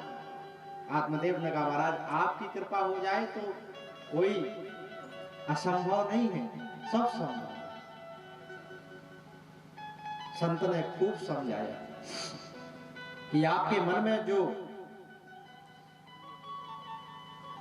मान है, पुत्र की कामना है, एकमात्र अज्ञान है। क्या करोगे पुत्र को लेकर? पुत्र की कामना हम लोग क्यों करते हैं? पुत्र की कामना हम लोग क्यों करते हैं कि एक पुत्र हो जाए? कन्या अगर हमारे घर में हो जाती है तो हमें उतनी खुशी नहीं होती जितनी खुशी पुत्र के होने पर।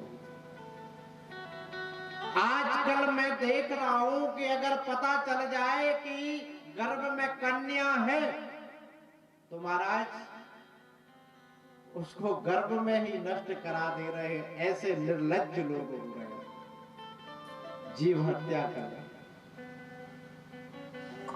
ध्यान देना, ये जो जीव हत्या करते हैं ना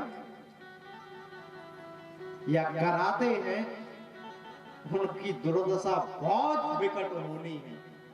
उन डॉक्टरों की भी दुर्दशा बहुत खतरनाक होनी है। उनका जीवन सुखमय व्यतीत नहीं होगा।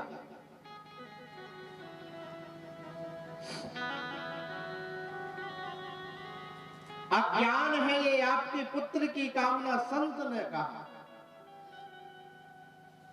क्या करोगे पुत्र लेकर? अगर पुत्र ही चाहिए तो गोविंद को, भगवान को अपना पुत्र मानो।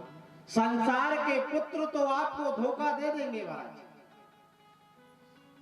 परंतु भगवान कभी आपको धोखा, आपके ऊपर विपत्ति नहीं आएगी। उनको पुत्र मानो। भगवान तो सब बनने के लिए तैयार है। आप कोई भी रिश्ता परमात्मा से जोड़ ले, वो बनने के लिए परमात्मा तैयार है।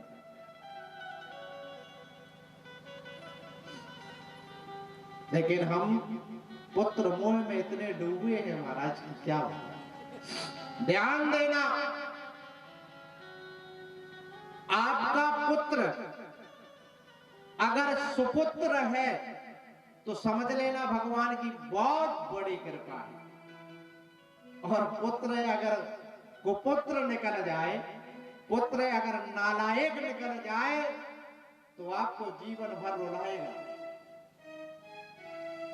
खूब मेहनत कर लो, खूब जमीन जायदाद बना के रख जाओ, अगर आपको पुत्र सुपुत्र नहीं आ, कुपुत्र निकल गओ तो लाखों करोड़ों की बनी बनाई जायदाद को भी बर्बाद कर दे। कहते हैं पूत सपूत तो का धन संचय, और पूत कपूत तो का धन संचय। हम जीवन भर जो है कोलू के बैल के समान जुटते रहते हैं।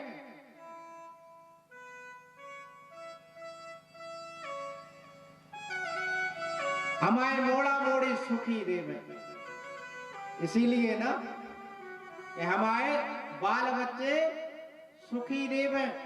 और बाल बच्चे को जो है हम अच्छे संस्कार ना दे पाए,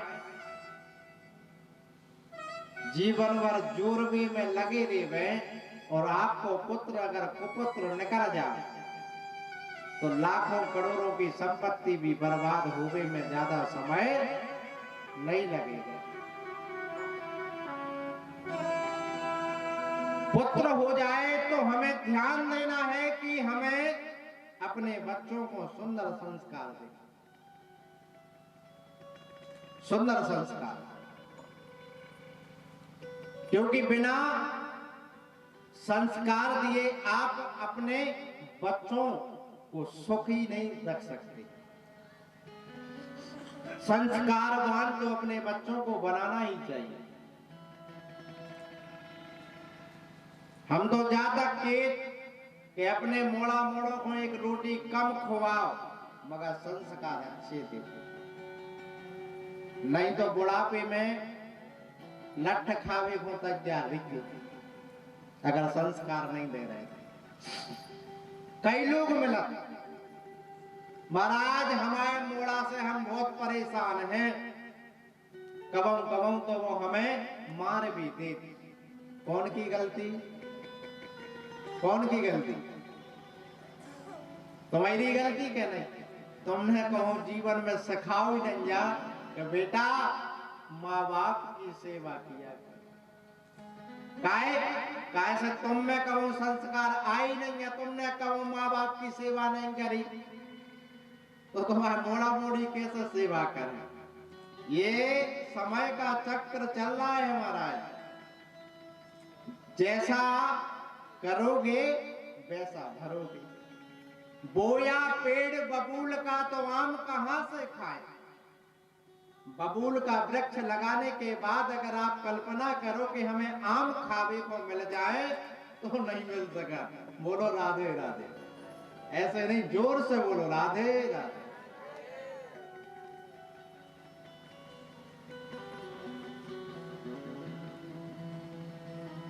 संस्कार तो देने पड़े अगर आपके लाने अपनो बुढ़ापो सुधारने और बुढ़ापे में अगर लठ खाने हो तो खूब जैसो चल रहा सो चलन। पहले आप संस्कारवान बनो, अपने माता पिता की सेवा करो, क्योंकि बच्चा जो देखता है वही करता है। जे कोई के पापा बीड़ी पियत होंगे तो निश्चित तौर पे उनको मोड़ा भी बीड़ी पी है, दारू पीने वाले को दारू पी है, गांजे पीने वाले को पिए कि नहीं? इसलिए भैया बच्चों के सामने हमेशा सरल बन के रहो, अपने माँ बाप के सामने कभी ऊंची आवाज में बात मत करो, क्योंकि पौधा जो होता है आपने बीज बोया, अंकुरित हुआ, थोड़ा सा बड़ा हुआ, जिस प्रकार की टॉनिक आप उस पौधे को दे दो उसी प्रकार से वह तीव्र गति से बढ़ेगा। ऐसे ही हमारे बच्चे जिस प्रकार के संस्कार जैसा वो देखेंगे वैसा ही करेंगे। माहौल घर का बहुत अच्छा होना चाहिए। मोड़ा मोड़ों के सामने सास बहू कोई झगड़ा चल रहा है तो मतलब का वो जो देख है वो कर है।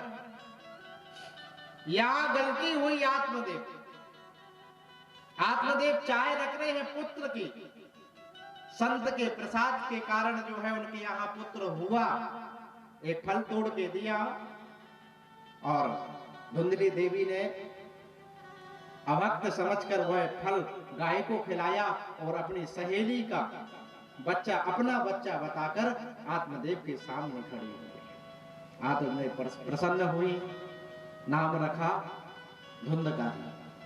भगवान की कृपा हुई, संत की कृपा से उस गाय के यहाँ भी जो है पुत्र हुआ। शरीर तो पूरा मानव का था परंतु कान जो थे वह गौ के थे, इसलिए नाम रखा गोकर्ण। यहां भूल हुई आत्मदेव और धुंधकारी से।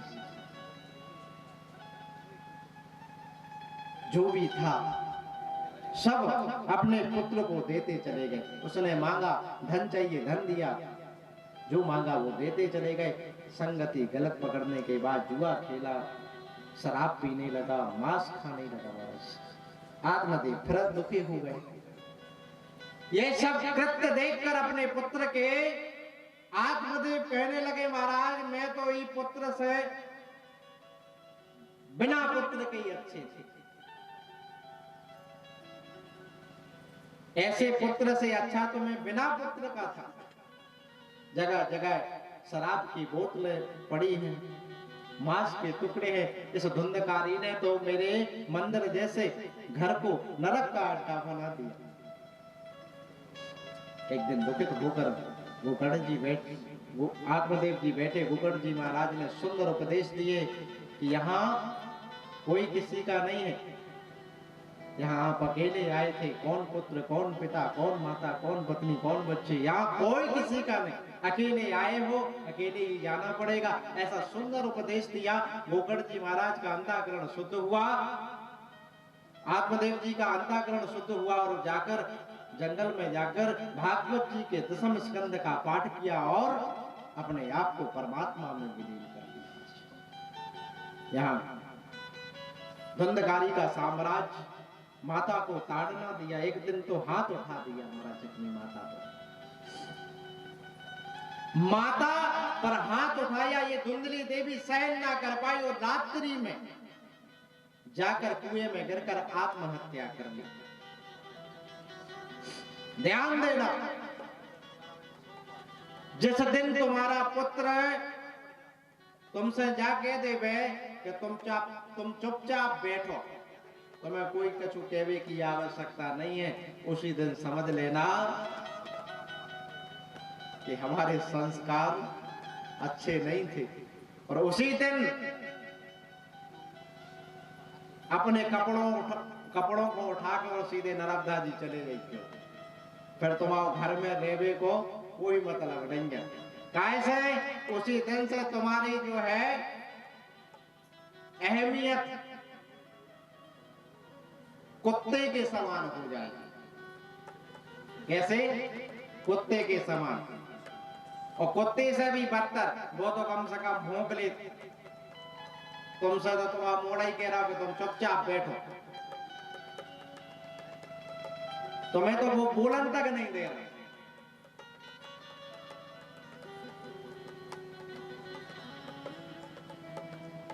धुंधली ने भी आत्महत्या कर दी। अब तो महाराज धुंधकारी 5-5 वेश्याओं को लेकर घर में आ गए। धन समाप्त होने के कारण उन वेश्याओं ने कहा, मुझे धन चाहिए, कहीं से भी लाकर लाओ।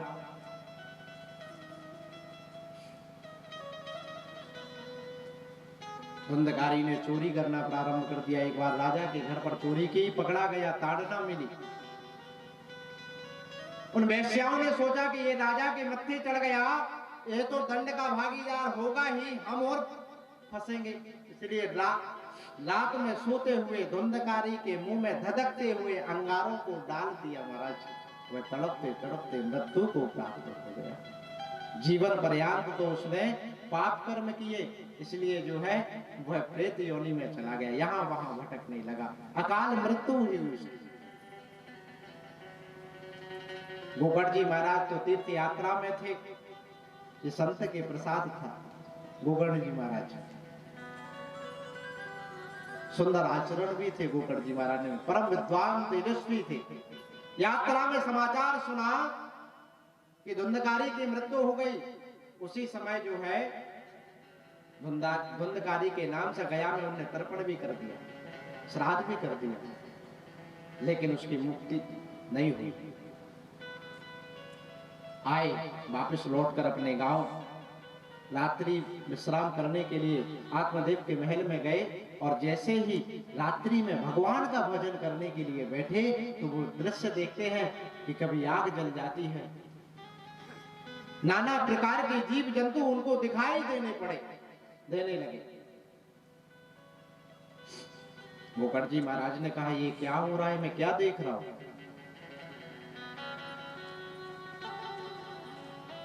गोकर्ण जी महाराज ने तुरंत हाथ में जल लिया और मंत्र पढ़कर जैसे ही छींटा मारा और कहा कि कौन हो। तुरंत एक छाया हाथ जोड़कर खड़ी हो गई और कहने लगी, अहम भ्राता तुदीयोस्मिन् धुंधकारी नामता। महाराज मैं आपका भाई धुंधकारी हूं। गोकर्ण जी महाराज ने कहा, धुंधकारी तुम्हारा मृत्यु का समाचार तो मैंने यात्रा में सुन लिया था, तुम अभी तक यहीं भटक रहे हो, तुम्हारी मुक्ति नहीं हुई। बोले नहीं हुई महाराज। क्यों नहीं हुई? कारण क्या था? कोई बता सकता है कि धुंधकारी की मुक्ति क्यों नहीं? लिखा है कि गया में एक बार श्राद्ध होने के बाद व्यक्ति की मुक्ति हो जाती है, कोई कैसा भी प्रेत योनि में क्यों ना हो। धुंधकारी की क्यों नहीं हुई? गोकर्ण जी जैसे परम विद्वान ने उनका तर्पण किया तो क्यों नहीं हुई मुक्ति? मुक्ति ना होने का कारण यह था कि जब गोकर्ण जी महाराज ने तर्पण किया और जब संकल्प बोला तो संकल्प में आत्मदेव के पुत्र धुंधकारी का नाम लिया और आत्मदेव का गोत्र बोला। संकल्प से ही कार्य की सिद्धि होती है, बिना संकल्प किए आप कार्य सिद्ध कर ही नहीं सकते। जैसे इस कथा का संकल्प, संकल्प का अर्थ होता है प्रतिज्ञा। हमसे आकर सचिव दाऊ मिले नौनिया में, आके कहने लगे महाराज अपन एक कथा और करें। ये प्रतिज्ञा जब उनके मन में हुई तभी जाकर जो है ये आयोजन पुनः यहां पर हो रहा है। आकर बोले मुहूर्त बताओ। तो हमने कहा इससे अच्छा मुहूर्त हो ही नहीं सकता कि जिस दिन हमारे महाराज जी की पुण्य स्मृति हो, जिस दिन उन्होंने समाधि ली हो, उसी उपलक्ष्य में अगर कथा की जाए तो कैसा रहेगा? दाऊ ने कहा बहुत उत्तम रहेगा। तो ये प्रतिज्ञा पहले ही हो चुकी थी, भादों के महीने से ये आयोजन पहले से निश्चित था और आज वो प्रतिज्ञा पूरी हुई। क्योंकि जब तक हमारे मन में संकल्प नहीं होगा तब तक आप कार्य की सिद्धि कर ही नहीं सकते। तो गोकर्ण जी महाराज ने नाम और गोत्र लिया आत्मदेव का, लेकिन आत्मदेव का पुत्र तो धुंधकारी था ही नहीं, वो तो धुंधली देवी की सहेली का पुत्र था। इसलिए जो है गोत्र बदला और गोत्र बदलने के कारण उसकी मुक्ति नहीं हुई। बोले अब क्या किया जाए महाराज? तो गोकर्ण जी महाराज ने प्रातः काल उठते ही सूर्य नारायण भगवान से प्रार्थना की और बोले मेरे भाई की मुक्ति का साधन अब आप ही बताएं। सूर्य नारायण ने आदेश दिया, श्रीमद् भागवतान मुक्ति सप्ताहम वाचनम कुरु।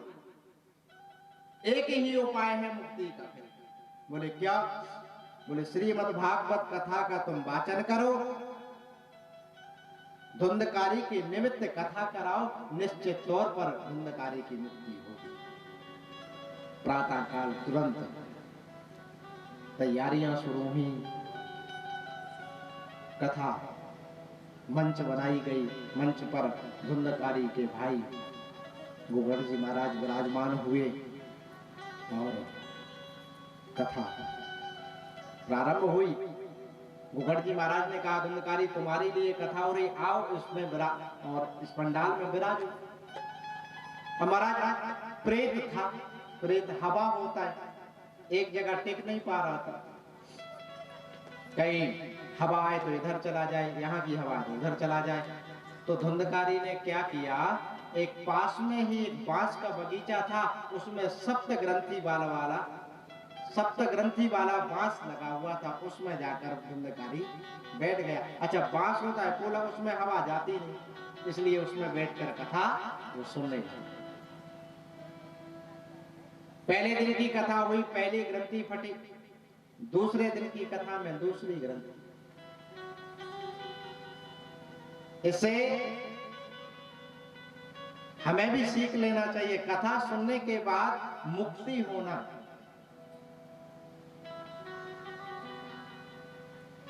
मुक्त हो जाना क्या है? मोक्ष का अर्थ क्या है? मोह से क्षय हो जाना। हम जिस विषय वासना में ये चक्कर लगा रहे हैं, इस वासनाओं से मुक्त हो जाना ही तो मोक्ष है।